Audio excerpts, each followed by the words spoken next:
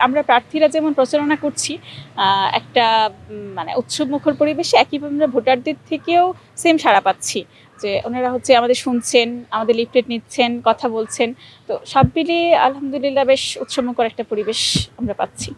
আমাদের ছাত্রীদের থেকে আলহামদুলিল্লাহ অনেক সাড়া পেয়েছি। তারা তাদের মানে প্রত্যাশাগুলো তুলে ধরেছে। যেহেতু ডাকসুটা আসলে এমন যেটা প্রত্যেক বছর হওয়ার কথা ছিল, কিন্তু আমরা দেখতে পাই যে আসলে কখনোই প্রতি বছর হয় নাই। 19-এর পরে লাস্ট এখন 24-এ ডাকসু, 25-এ ডাকসু হচ্ছে। তো সেই জায়গা থেকে সবার একটা ভয় আছে আর কি, যে পরের বছর আবার ডাকসুটা পাবে কিনা। তো এটা একটা বিষয় ছিল। আর যেহেতু 1 বছর ডাকসুর মেয়াদ, সেই 1 বছরে আমাদের যে মূল সমস্যা, যেটা আবাসন সমস্যা থেকে শুরু করে আরও বড় যে সমস্যা, সেটা আসলে 1 বছরে যে একদম আমরা সেটাকে সলভ করতে পারবো এরকম মানে প্রতিশ্রুতি আসলে দিতে পারছি না। তবে আমরা আমাদের জায়গা থেকে যেটা সবসময় বলার চেষ্টা করছি, বিশেষ করে আমি, সেটা হচ্ছে যে কাজগুলো তো আসলে প্রশাসনের। আমি শিক্ষার্থী হিসেবে আমি আমার কণ্ঠস্বরটা তুলে ধরতে পারবো, শিক্ষার্থীদের প্রতিনিধিত্বের জায়গাটা নিশ্চিত করতে পারবো এবং প্রশাসনকে জবাবদিহির আওতায় নিয়ে আসতে পারবো।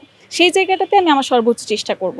এবং যেহেতু প্রশাসন থেকে মানে আমি যেভাবে নারীদের সমস্যাগুলো তুলে ধরতে পারবো, যেহেতু আমি ভুক্তভোগী, সেইটা প্রশাসনের জন্য সহজ হবে সেই সমস্যাটা উপলব্ধি করা এবং সমাধানটা নিয়ে আসা।